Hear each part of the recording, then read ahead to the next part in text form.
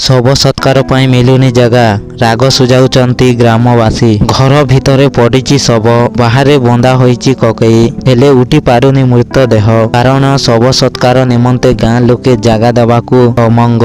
ଉକ୍ତ ବ୍ୟକ୍ତି ଜଣକ ଧର୍ମ ପରିବର୍ତ୍ତନ କରିଥିବାରୁ ଏବେ ତାଙ୍କ ମୃତଦେହ ଉପରେ ରାଗ ସୁଝାଉଛନ୍ତି ଗ୍ରାମବାସୀ। ଫଳରେ ଗତ 24 ଘଣ୍ଟା ହେଲା ମୃତଦେହ ଘରେ ପଡ଼ିଥିବା ବେଳେ ବାହାରୁଛି ପଚା ଗନ୍ଧ। ପୁଲିସ ପ୍ରଶାସନିକ ଅଧିକାର ହସ୍ତକ୍ଷେପ ସତ୍ତ୍ୱେ ଏହାର ସମାଧାନ ହୋଇପାରୁନି। ଏପରି ଏକ ଅଭାବନୀୟ ଘଟଣା ନବରଙ୍ଗପୁର ଜିଲ୍ଲା ପଣ୍ଡିକୋଟ ଗାଁରେ ଘଟିଛି। ମୃତକ ହେଲେ ପଣ୍ଡିକୋଟ ଗାଁର ଡମୁଜାନି। ଗତକାଲି ସକାଳେ ତାଙ୍କ ମୃତ୍ୟୁ ହୋଇଥିବା ବେଳେ ଏଯାଏଁ ମୃତ୍ୟୁଦେହ ଘରେ ପଡ଼ି ରହିଛି। ଡମୁଜାନିଙ୍କ ପରିବାର କହିଲେ ପତ୍ନୀ ଓ 2 ଝିଅ। ଡମୁଜାନି ପୂର୍ବରୁ ଧର୍ମ ପରିବର୍ତ୍ତନ କରିଥିବା ଅଭିଯୋଗ ଆଣିଛନ୍ତି ଗ୍ରାମବାସୀ। ତେଣୁ ମୃତ୍ୟୁଦେହ ସତ୍କାର ନିମନ୍ତେ ଗାଁ ଶ୍ମଶାନରେ ଜାଗା ଦେଉନାହାନ୍ତି। ଡମୁଜାନିଙ୍କ ପତ୍ନୀ ବାରମ୍ବାର ନେହୁରା ହେଲେ ବି ସେମାନଙ୍କ ହୃଦୟ ତରଳୁନି। ଏପରିକି ନିଜ ଗାଁରେ ସ୍ୱାମୀଙ୍କ ଶେଷକୃତ୍ୟ କରିବାକୁ ଡମୁଙ୍କ ପତ୍ନୀ କହିବାରୁ ଏହାକୁ ବି ମନା କରି ଦେଉଛନ୍ତି ଗ୍ରାମବାସୀ। ପୁଲିସ ଓ ପ୍ରଶାସନିକ ଅଧିକାରୀଙ୍କ ଉପସ୍ଥିତିରେ ବୈଠକ ବସିଥିଲେ ବି ଘଟଣା ସମାଧାନ ହୋଇପାରିନି।